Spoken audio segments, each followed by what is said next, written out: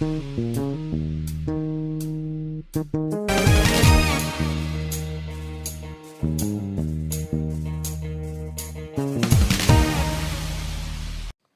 friends, welcome back to our channel Educational Sad.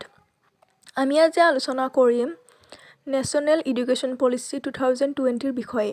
নতুন ৰাষ্ট্ৰীয় শিক্ষা নীতি 2020 চনৰ কেনেকুৱা ধৰণৰ বিষয়বস্তু চেঞ্জ কৰি দিয়া হৈছে সেই বিষয়ে আমি বিতংভাৱে আলোচনা কৰিম।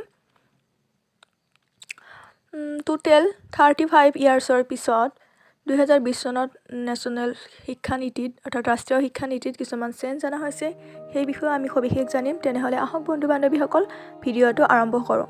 ভিডিঅ'টো শেষলৈ চাব, ভাল লাগিলে লাইক কৰিব, শ্বেয়াৰ কৰিব আৰু ছাবস্ক্ৰাইব কৰিব। ঠিক আছে।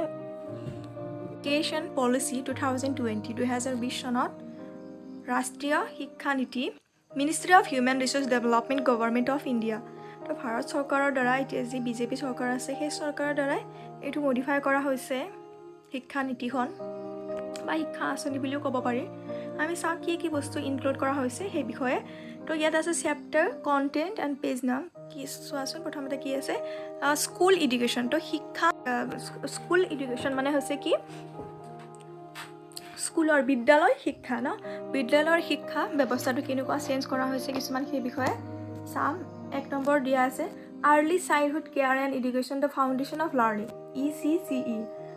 ECCEৰ ফুল ফৰ্ম হৈছে early childhood care and education, আগতীয়া বাল্যকাল যতন আৰু শিক্ষা। এই নামটোত কি কৈছে দ্য ফাউণ্ডেশ্যন অফ লাৰ্ণিং। এইটো আগতে আছিলে 1986 চনত 1986 চনতো ইয়াৰ ওপৰত গুৰুত্ব দিয়া হৈছিল আৰু এতিয়াও গুৰুত্ব দিয়া হৈছে যে দ্য ফাউণ্ডেশ্যন অফ লাৰ্ণিং বুলি কৈছে যে আগতীয়া বাল্যকালৰ শিক্ষাৰ যতন শিক্ষা গ্ৰহণৰ বাবে এটা বেছ বুলি কোৱা হৈছে ফাউণ্ডেশ্যন। অৰ্থাৎ বাল্যকালত যিটো শিক্ষা দিয়া হয় সেই শিক্ষা ব্যৱস্থাটো যথেষ্ট গুৰুত্বপূৰ্ণ হ'ব লাগে। সেই শিশুবিলাকক বহুতখিনি গুৰুত্ব দিব লাগে, তেওঁলোকৰ হেল্থ, খোৱা লোৱা আদি কৰি বা পঢ়া শুনা যি সকলোখিনিতে যথেষ্ট গুৰুত্ব দিয়া জৰুৰী। তাৰপিছতহে যদি আমি বেছিকটো ভাল কৰোঁ তেতিয়াহ'লে পিছৰ লাৰ্ণিংটো বা পিছৰ এডুকেশ্যন ব্যৱস্থাটো অট'মেটিকলি তেওঁলোকৰ ভাল হৈ যাব। যদি আগতেই বেয়া থাকে পিছলৈ আৰু ভাল আশা কৰিব নোৱাৰি। তো সেইটোৰ ওপৰত যথেষ্ট গুৰুত্ব দিছে। আমি পিছত ডিটেইলছত চাই ল'ম। Number 2 literacy and numeracy. Foundational literacy ন, লিটাৰেচি মিনছ হৈছে সাক্ষৰ, যে মানুহক সাক্ষৰ কৰাটো কিমান প্ৰয়োজনীয়তা। সাক্ষৰ আৰু এডুকেটেড এই দুটাৰ মাজত এটা ডিফাৰেঞ্চেছ আছে। আগতে কৈ দিছোঁ যে লিটাৰেট পিপল হৈছে সেইবিলাক যিয়ে who can read, write and do some arithmetic works, যিবিলাকে লিখিব জানে, পঢ়িব জানে আৰু কিছুমান গণনামূলক কাম জানে, তেওঁলোকক লিটাৰেট ব্যক্তি বুলি কোৱা হয়। আৰু এডুকেটবিলাক কাক কোৱা হয়, তেওঁলোকে যিবিলাক হাই লেভেলৰ, তেওঁলোকে লিখা পঢ়া গণনা এইবিলাক জানাৰ ওপৰত তেওঁলোকৰ নলেজ বেছ আছে, তেওঁলোক নলেজেবল হয়। অৰ্থাৎ কেতিয়াবা কি হয়, কিছুমান মানুহ লিখিব নোৱাৰিবও পাৰে, গণনা কৰিবও নোৱাৰিবও পাৰে, বা তেওঁলোক এডুকেটেড হয় কেনেকুৱা ক্ষেত্ৰত, কেনেকুৱা চেঞ্চত যে তেওঁলোকৰ ঘৰ এখন চলোৱা, সমাজত কেনেকৈ বিহেভ কৰিব লাগে, মানুহৰ লগত কেনেকৈ কথা বতৰা, আচাৰ ব্যৱহাৰ তেওঁলোকৰ যথেষ্ট ভাল বা হাই লেভেলৰ। তো তেওঁলোকক আমি লিখিব নাজানিলেও, পঢ়িব নাজানিলেও তেওঁলোকক আমি শিক্ষিত বুলিও ক'ব পাৰোঁ, কাৰণ তেওঁলোকে লাৰ্ণিং অভিজ্ঞতাৰ জৰিয়তে বিভিন্ন ধৰণৰ কথা শিকিছে, সেইকাৰণে তেওঁলোকক আমি এডুকেটেড ক'ব পাৰোঁ। তো ফাউণ্ডেশ্যনেল লিটাৰেচি বুলি কৈছে যে an urgent and necessary prerequisite to learning. তো লাৰ্ণিং শিক্ষা গ্ৰহণৰ কাৰণে আমাক লিটাৰেচি ৰিডিং, ৰাইটিং, এৰিথমেটিক এইখিনি বস্তু লাগিবই ন, সেইখিনি বস্তু ষ্ট্ৰং হ'ব লাগে, তেতিয়াহে মানুহে যথেষ্ট লাৰ্ণিং আগলৈ কৰিব পাৰিব। নেক্সট আছে 3 number point curtailing drop out rates and ensuring universal access to education at all levels. তাৰমানে ড্ৰপ আউট ৰেটছ মানে কি হৈছে যে ফেইলাৰ ন, আগতে কি হয় কিছুমান বহুতখিনি ক্ষেত্ৰতে ল'ৰা ছোৱালীবিলাক ফেইল হৈ যায়, বিভিন্ন কাৰণত তেওঁলোকে স্কুলত নাহে বা পঢ়াখিনি বুজি নাপায় বা মাক বাপেক ইলিটাৰেট হয়, বিভিন্ন কাৰণবশতঃ তেওঁলোক ড্ৰপ আউট হৈ যায় বা ফেইল পৰে। য'ত শিক্ষা ব্যৱস্থাটোত এটা বহুত ড্ৰবেক্স। তো সেইটো কাৰণে কি কৰিব লাগে, চবেই যাতে পাছ কৰিব পাৰে তেনেকুৱা প্ৰভিজন থাকিব লাগে। আৰু ensuring universal access to education at all levels, প্ৰত্যেক লেভেলতে, প্ৰাইমেৰী লেভেল কোৱা, secondary level, higher secondary, degree level, all লেভেলছত কি কৰিব লাগে, ইউনিভাৰ্চেল এক্সেছ, তাৰমানে 100% লিটাৰেচি থাকিব লাগে, সকলোৱে যাতে শিক্ষা ল'ব পাৰে। আৰু সেই শিক্ষা শ্ৰেণীটোত যিটো ক্লাছ তেওঁলোকে পঢ়ে তাত যাতে ইম্প্ৰুভ হৈ তেওঁলোকে নেক্সট গ্ৰেডত যাব পাৰে, সেইটোত গুৰুত্ব দিব লাগে। বা গুৰুত্ব দিয়াৰ বাবে এতিয়া কাম চলি আছে।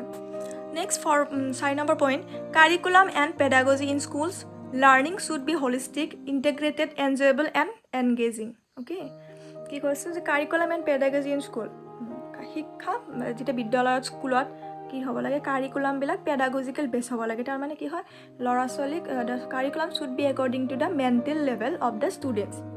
ঠিক আছে, এজ লেভেল অনুসৰি নহ'ব, তেওঁলোকৰ এজ আৰু মেণ্টেল লেভেল, তেওঁলোকে কেনেকুৱা ধৰণৰ বিষয়বস্তু বিচাৰে, কেনেকুৱা ধৰণৰ কণ্টেণ্ট তেওঁলোকে বিচাৰে বা কি কণ্টেণ্ট দিলে তেওঁলোকৰ অল ৰাউণ্ড ডেভেলপ হ'ব, সেই বস্তু চাই কেনে ক্লাছ ৱাইজ সেই বিষয়বস্তু ইনক্লুড কৰিব লাগে।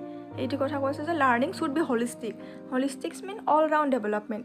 যিবিলাক ধৰা ক্লাছ 1ত ক্লাছ 2ত তেনেকুৱা ধৰণৰ বিষয়বস্তু দিলে তেওঁলোকৰ লাভ হ'ব, তেওঁলোকে শিকিব পাৰিব, এনজয় কৰিব পাৰিব, সেই বস্তুটো গুৰুত্ব দিব লাগে। তো সেইটো হোৱাটো বিচাৰিছে। লাৰ্ণিং শুড বি হলিষ্টিক, অৰ্থাৎ অল ৰাউণ্ড ডেভেলপ কৰিব পাৰিব লাগে তেওঁলোকৰ, আৰু ইণ্টিগ্ৰেটেড হ'ব লাগে, অৰ্থাৎ জড়িত, এটা বিষয়ৰ লগত আনটো জড়িত। যদি তেওঁলোকে প্ৰথম শ্ৰেণীত এটা বস্তু পাইছে, নেক্সট দ্বিতীয় শ্ৰেণীত সেই বিষয় প্ৰথমৰ লগত লিংক কৰিব পৰা বিষয়বস্তুবিলাক থাকিব লাগে। তেতিয়া কি হয়, তেওঁলোকে ভাল পায়। এনেকুৱা আৰু যদি লিংক নাথাকে এটা বিষয়ৰ লগত আনটো, তেতিয়াহ'লে অলপ দিগদাৰী হয়। So' curriculum should be link to each other. তাৰপিছত এনজয়েবল হ'ব লাগে, অৰ্থাৎ তেওঁলোকে যাতে যথেষ্ট এনজয় কৰিব পাৰে খেলা ধূলাৰ জৰিয়তে, বা যিকোনো বিষয়বস্তু তেওঁলোকে বাৰ্ডেন হিচাপে নলয়, এনজয় কৰি কেনে শিকি যাব পাৰে। এণ্ড এংগেজেবল, আৰু তেওঁলোকে যাতে এংগেজ হ'ব পাৰে, এক্টিভিটি বেছ হ'ব লাগে। তেওঁলোকে শিকি গ'ল, কৰ্মৰ জৰিয়তে শিকি গ'ল, লাৰ্ণিং বাই ডুইং টাইপ হ'ব লাগে। ঠিক আছে। নেক্সট 5 নম্বৰ পইণ্ট হৈছে টিচাৰ্ছ। টিচাৰ্ছখিনিৰ ওপৰতো গুৰুত্ব দিব লাগে। আমি জানো যে টিচাৰ্ছ হৈছে সমাজৰ কি হয়, বাহক, মানে সমাজ এখনৰ উন্নতি কৰাৰ বাবে শিক্ষকক যথেষ্ট গুৰুত্ব দিয়া হৈছে। আৰু তেওঁলোকে কি কৰিব লাগে, teachers are known as the backbone of society, এনেকৈ কোৱা হয় যে সমাজৰ এটা ৰাজহাঁহ স্বৰূপ। তো সমাজৰ উন্নতিৰ বাবে, শ্ৰেণীকোঠাৰ উন্নতিৰ বাবে, ছাত্ৰ ছাত্ৰীৰ উন্নতিৰ বাবে কি লাগে, টিচাৰক যথেষ্ট সুবিধা দিব লাগে, যাতে তেওঁলোকে সমগ্ৰ সুবিধাখিনি লৈ ভালদৰে নিজৰ যিখিনি জানে, যিমান নলেজ আছে, নিজৰ কণ্টেণ্ট অনুযায়ী শিক্ষা দিব পাৰে আৰু ভাল সমাজত নাম পায়। সেইটোৰ কাৰণে টিচাৰসকলক যথেষ্ট গুৰুত্ব দিব লাগে। নেক্সট 6 নম্বৰ পইণ্ট আছে equitable and inclusive education learning for all. এইটো লাৰ্ণিং ফৰ অল মানে কি, education should be equivalent to all. শিক্ষা ব্যৱস্থাটো সকলো মানুহেই ল'ব পাৰিব লাগে। এনেকুৱা নহয় যে জাতি, কাষ্ট বেলেগ বেলেগ, চবৰে ধৰ্ম বেলেগ বেলেগ, তো কিছুমানক দিয়া হ'ব, কিছুমানক দিয়া নহ'ব, এনেকুৱা নহয়। Equitable and inclusive. Okay, inclusive শব্দটো এটা বহুত ডাঙৰ মহত্বপূৰ্ণ কথা জড়িত হৈছে। এই গোটেইকেইটা শব্দৰে মানে একোটা শব্দৰ বেলেগ বেলেগ মিনিং আছে। তো ইনক্লুচিভ মানে কি হৈছে, ৱেলকাম চিলড্ৰেন ইনটু এডুকেশ্যন। ঠিক আছে, তো সকলো লেভেল, যিমান লেভেল নাথাকক কিয়, তেওঁলোকৰ কাষ্ট কি, ৰিলিজিয়ন কি, তেওঁলোকৰ বেকগ্ৰাউণ্ড কেনেকুৱা, ইকনমিক বেকগ্ৰাউণ্ড, বা তেওঁলোকৰ ফিজিকেলি হেণ্ডিকেপ নেকি, মেণ্টেলি ৰিটাৰ্ডেড নেকি, তেওঁলোকৰ যেনেকুৱা ধৰণৰ প্ৰব্লেম নাথাকক কিয়, সেইটো কোনো কথা নাই। তেওঁলোকক ছেপাৰেটকৈ এডুকেশ্যন নিদি প্ৰত্যেকজন ব্যক্তিকে এটা ক্লাছৰুমত অন্তৰ্ভুক্ত কৰি যিটো শিক্ষা দিয়া হ'ব, সেইটো হৈছে ইনক্লুচিভ এডুকেশ্যন। ঠিক আছে, তো সেইটো কথা কোৱা হৈছে ইয়াত যে সকলোকে একে ধৰণৰ, ছেম ধৰণৰ শিক্ষা দিয়াৰ ওপৰত গুৰুত্ব দিব লাগে। তেতিয়া শিক্ষাটো ভাল হয়, চবৰে মানে চবে ভালদৰে শিকিব পাৰে। নেক্সট 7 নম্বৰ পইণ্ট দিছে যে efficient resourcing and effective governance through school complexes and clusters. Resourcing and effective governance through school complexes, efficient resources মানে কেনেকুৱা, যাতে স্কুলবিলাকৰ যিবিলাক আছে আমাৰ কি হয়, আজিকালি স্কুলত বিভিন্ন ধৰণৰ ফেচিলিটি নাথাকেই ন, যাৰ ফলত ল'ৰা ছোৱালী কি হয়, উন্নত মানৰ শিক্ষা ব্যৱস্থাৰ পৰা বঞ্চিত হয়। তো শিক্ষা ব্যৱস্থাটো কি কৰিব লাগে, উন্নত কৰিবৰ কাৰণে তাত উন্নত ধৰণৰ টেকন'লজি ইউজ কৰিব লাগে। এইটো বিশেষকৈ গুৰুত্ব দিয়া হৈছে। নেক্সট 8 নম্বৰ পইণ্ট হৈছে standard setting and accreditation for school education. School education বিষয়টো ষ্টেণ্ডাৰ্ড ছেটিং হ'ব লাগে। এইটো পিছত ডিটেইলছত বুজাই দিম, এতিয়া সময় বহুত দেৰি হৈ যাব ভিডিঅ'টো। আমি এটাকৈ পিছত পৰ্চনবিলাক দীঘলকৈ আলোচনা কৰিম ন, যিহেতু বহুতেই আছে, দীঘলেই হ'ব। Part 2 higher education. এতিয়া স্কুল এডুকেশ্যনটো গ'ল, এতিয়া হায়াৰ এডুকেশ্যনটো আমি কেনেকুৱা ধৰণৰ চেঞ্জ দিছে 2020 যিটো নিউ এডুকেশ্যন পলিচি, সেইটো আমি চাই লওঁ। ইয়াত কৈছে যে 9 number point quality universities and colleges a new and forward looking vision for India's higher education system.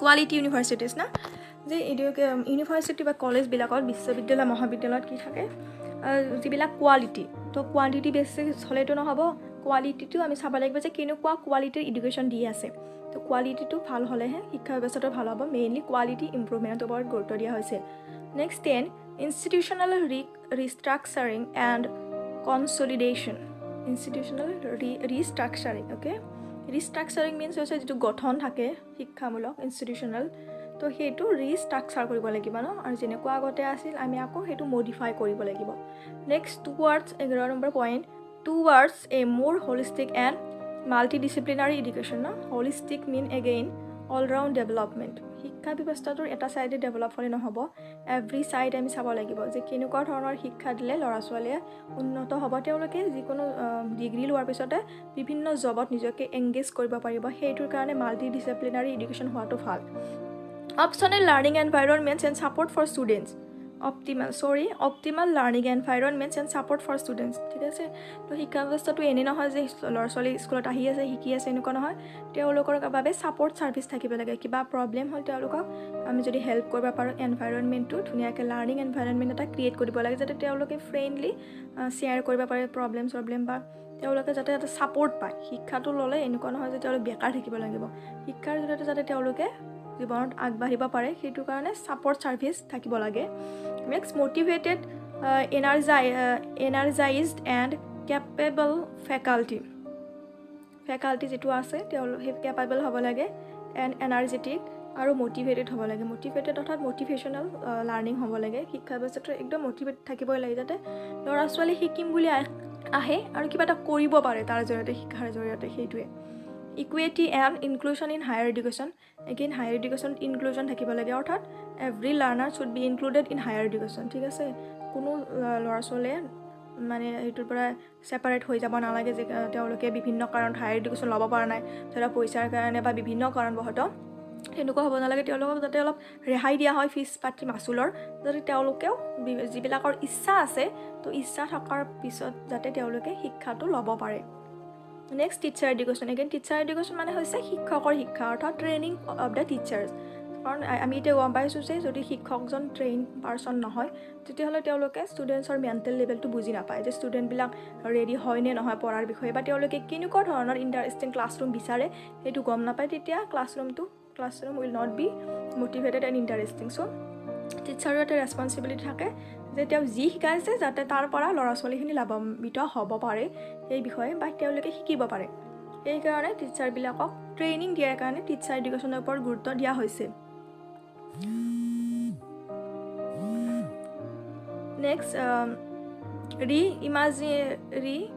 Imagining vocational education ঠিক আছে ভোকেশ্যনেল এডুকেশ্যন মানে হৈছে বৃত্তিমূলক শিক্ষা আমি জানো যে বৃত্তিমূলক শিক্ষা মানে কি বৃত্তি মানে হৈছে জব হয়নে যিকোনো ধৰণৰ কামত বা জবত এংগেজ হোৱাটোকে বৃত্তি বুলি কোৱা হয় এতিয়া বৃত্তিমূলক শিক্ষা বুলি ক'লে আমি বুজোঁ যে যি শিক্ষাৰ জৰিয়তে ল'ৰা ছোৱালীয়ে বা শিক্ষাৰ্থীসকলে বিভিন্ন কামত নিজকে এংগেজ কৰি তাৰ পৰা আৰ্ণ কৰিব পাৰে এনেকুৱা নহয় যে শিক্ষা লাভ কৰি বেকাৰ থাকিব তেনেকুৱাতো নহয় সকলোৱে বিভিন্ন কামত এংগেজ হ'ব বিচাৰে ন নিজৰ পইচা পাতি যাতে ইনকাম কৰিব পাৰে ঘৰখন যাতে চম্ভালিব পাৰে তাৰ কাৰণে কি কৰিব লাগে ভোকেশ্যনেল এডুকেশ্যনটো আমি শিক্ষাৰ লগত দিব লাগে এতিয়া তাৰ ওপৰত গুৰুত্ব দিয়া হৈছে নেক্সট আছে catalysing quality academic research in all fields through a new national research foundation academic ৰিচাৰ্চৰ ওপৰত এইটো গুৰুত্ব দিয়া হৈছে বা গুৰুত্ব দিব আৰু এতিয়া next 18 transforming the regulatory system of higher education